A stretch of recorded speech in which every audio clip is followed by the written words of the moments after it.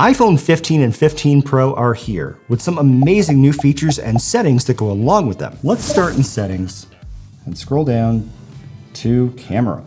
Tap on that and then tap formats. The iPhone 15 Pro has an amazing camera. The iPhone 14 Pro did too, but iOS 17 is an upgrade for both phones, where now in the iPhone 15 and 14 Pro models, you could take 48 megapixel photos that don't instantly fill up all the storage space on your phone, because now you can take them in HEIF format, not just in ProRAW. First setting we're gonna look at in here, photo mode. Tap on that. I choose 24 megapixels because it's still only 3 megabytes for this really sharp, amazing photo. I think it's kind of a no-brainer. Tap back. Down here under Pro RAW and resolution control, make sure the switch is turned on and then tap Pro Default. I have mine set to HEIF Max, which is probably what you should set yours to as well, because that gives you the ability to take 48 megapixel photos, which are tremendously, amazingly sharp. You might be wondering why a 48 megapixel photo is 5 megabytes, but then a 12 megapixel ProRAW photo is 25 megabytes. So what's the difference? ProRAW is uncompressed. So if you are a professional photographer and you want to edit your photo after the fact, you have more flexibility that way. But for most people like me, and I'm just taking photos out and about on my phone, I don't need to fill up all my storage space right away. Apple did introduce some new iCloud payment plans, so let's go back to formats in the upper left-hand corner of the screen. And I'm gonna turn on Apple ProRes. And ProRes encoding log, that gives you more flexibility. Maybe you're using Final Cut Pro on your iPad or Final Cut Pro on your Mac or DaVinci. But most people I think should probably choose HDR or SDR under ProRes encoding. I'm gonna leave mine on log though, because that's fun. The real reason though I wanted to leave ProRes on is because it gives us the ability to clear storage space in a very cool new way. Let's head to the camera app. Swipe up from the bottom of the screen, and I'll tap on camera. First thing to be aware of, this HEIF Max button in the upper right-hand corner of the screen with a slash through it. I'll tap on that slash. The slash goes away, so now I'm gonna take an HEIF Max 48 megapixel photo as opposed to the 24 megapixel photo. And then if you wanna clear up some extra storage space on your phone, tap over to video here, and then tap ProRes in the upper left-hand corner of the screen. Mine says ProRes log, and I see max time 53 minutes here, which is not that much time. This is where you can tap a button and clear up storage space on your phone. So it's that system data part where nobody really knows what's in there. This is a way to clear it out. Let's talk about battery life. This video is not about how to optimize the battery life in your phone. That video is coming out soon. Let's head back to settings. I'll swipe up from the bottom of the screen and tap on settings. And I'm in formats here, so I'll tap back to camera and then back to settings. Scroll up to the top to general. Tap on that, then I'll tap on about, then I'll scroll down to the bottom and enjoy this new section called battery. Here you can see the manufacture date of your battery. Mine's August 2023. Zek has an iPhone 15 Pro, his is July, right? First use, September, and cycle count, 9. One cycle means whenever you've used 100% of your battery one time. We used to have a shortcut that showed you all of this data, and then Apple said, okay, pay it forward. We see your shortcut, we'll just build it right into the settings app. We see what you're doing. Let's go to a different part of settings now. Tap back to general, tap back to settings, to scroll down to battery. Why isn't this data in that section of settings? I don't know. Tap on battery, then tap on battery health and charging, and tap on charging optimization. And this is new. We've got optimized battery charging. We have this new 80% limit option. Why is this important? Lithium-ion batteries are great unless they're under stress. So one of the ways you can stress out your battery is to expose it to really hot temperatures.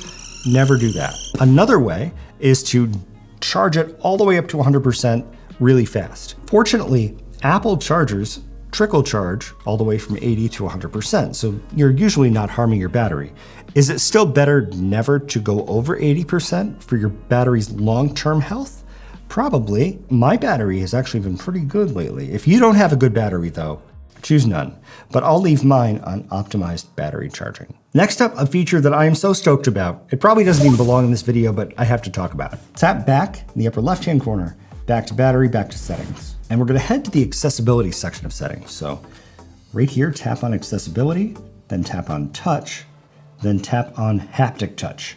I know I just zoomed through a whole bunch of settings right there. And if you want to join our channel, we have free PDF guides for channel members that walk you through all the settings in this video and a whole bunch of other ones. So that's on the table should you wish to support our channel. Let's talk about the difference now between default and fast touch duration. Fortunately, Apple has a little demo built in here to the settings app.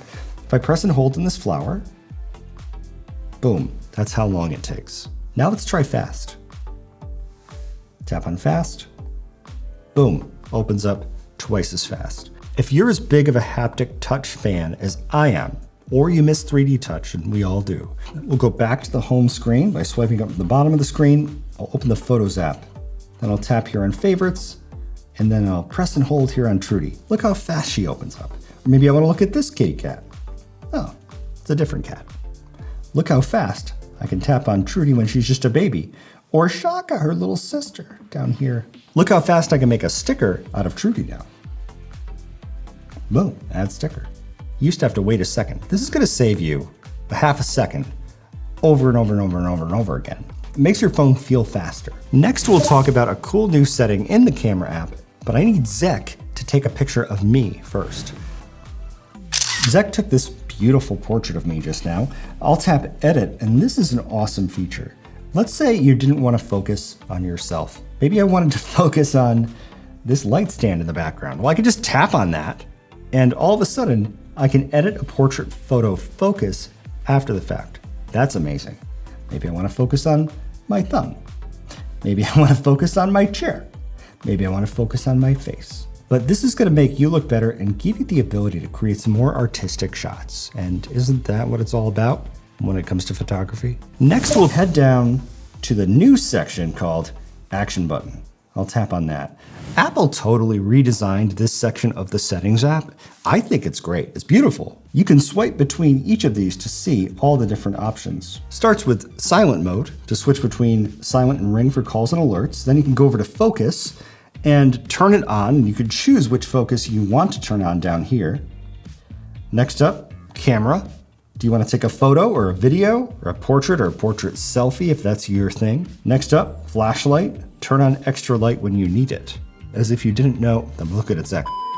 As if you didn't know what the flashlight did. Next up, voice memo. Personally, love this one. Record personal notes, musical ideas, and more. I record musical ideas all the time in my voice memos. Magnifier. Turn your iPhone into a magnifying glass. They're all pretty easy to understand except for shortcut. A lot of people have taken the shortcut action to the next level. It's awesome what they've done. And shortcut really is the most advanced option for the... Next up, accessibility. You could tap to choose a feature. My favorite, if I tap choose feature and come on down here, is background sounds. I could choose to hear some gentle rain with the push of a button. And lastly, no action. Who wants that? Who wants no action? So leave a comment. Which one do you choose? Which is your favorite? That's it for this video, but watch this video next. It's about iOS 17, all the features you should turn off, turn on, and some walkthroughs of the best stuff that's included. Enjoy.